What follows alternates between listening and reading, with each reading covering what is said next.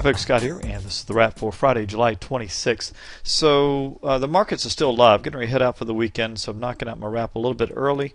And I want to show you the results of fading gaps on Mondays after the prior Friday, which is today when I'm doing this video, put in at least a 5-day low, which it did here, right? The lowest low of the past 5 days, 1, 2, 3, 4, 5, 6, 7, at least 8. Okay, so fading gaps on Mondays after Friday put in a 5-day low. And there you go, pretty stunning, huh? Now the other filter is it must be above the 200-day moving average. That's close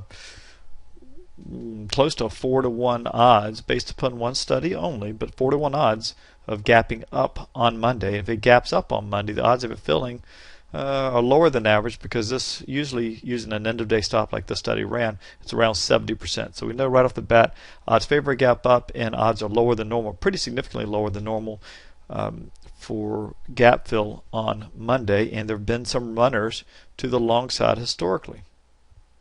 This is good information here. Hopefully you can recognize that. A down gap appears to be above average odds. I say appears to be.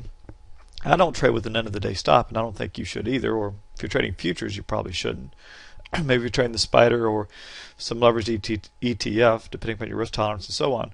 But at least we know by end of day historically there have only been 2 times that a down gap did not finish positive. So definitely a long bias in play.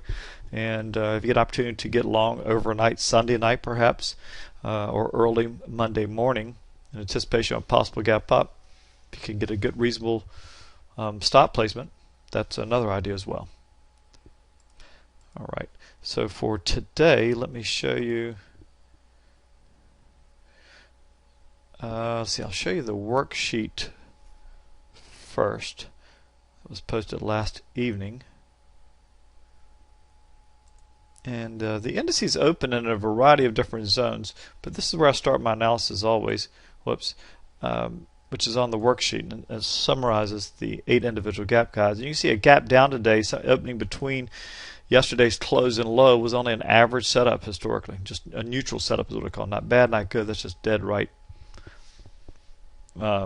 average with past 10 years or so, using our MTG stop parameters, which equals 30% of the 5-day ATR. Gapping below the lows, which is it looked like we were going to. I'm not sure if anything did, but we were trading down there. Or moving in that direction, was a very weak setup. There were no unique day factors in play, no other unique patterns in play. And the markets open. Let me just quickly show you the gap guides. The open in some mixed zones, but check out these UCO and UOL zones. Pretty much everything was in one of these 2 zones. You can see for the ES, it was a little bit weak. Less than 1 on PF profit factor is historically a money loser. I'm looking for 60 and 1.3 for my minimum criteria.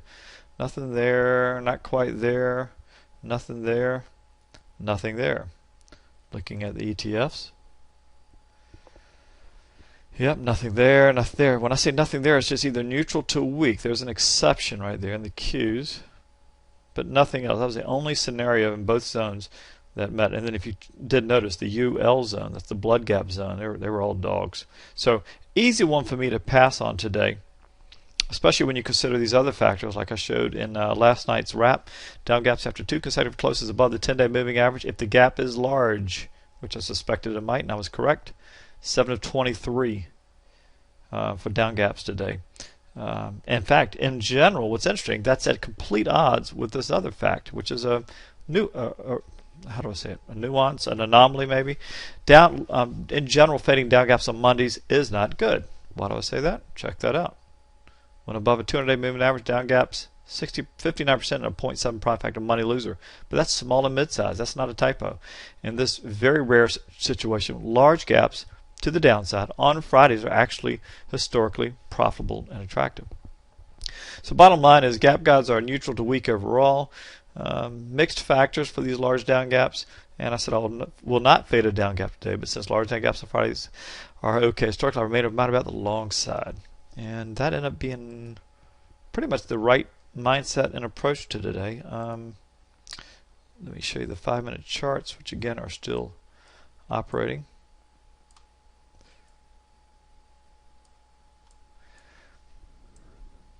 So the blue line is a prior close. So far we haven't filled the ES. We've come very close there. NASDAQ has been bullish, leading to the upside today. Dow is still down as well. Pretty good chance we'll fill the gap by the end of the day, but you never know, especially now that we just put it a higher high in. No filled gap there in the Russell. So avoided the gap, which looked like I was going to miss a winner, but then it rolled over and would have stopped you out using our MTG stop parameters today. So that was a great call. Well, I'm not trying to pat myself on the back, but the data, I should say, led me in the right direction, and many of our members as well. The first hour range data came out. Nothing really looked good except for the high breakout today. Nothing in the 15-minute ranges, only the high breakout. I am long right now in the ES, and here's why. High breakout in the ES, I'm looking for 55 and 1.1 criteria for win rate and PF when averaging my three systems. Not quite there, but clearly the second thing I look at is there a big difference, a big delta between the high breakout and high fade. You'd expect it to be if there was a directional edge historically. And you could argue there's a half of a half of a reason to get there. I call it a half a check mark. YM full check, definitely yes in the NASDAQ, and another half check in the Russell. So 3 out of 4 possible points the way I scored in my head. And looking at the ETFs, yeah, it's a check. Spider, I'm looking for 1.1, but give another check, another basic check, maybe only half a check.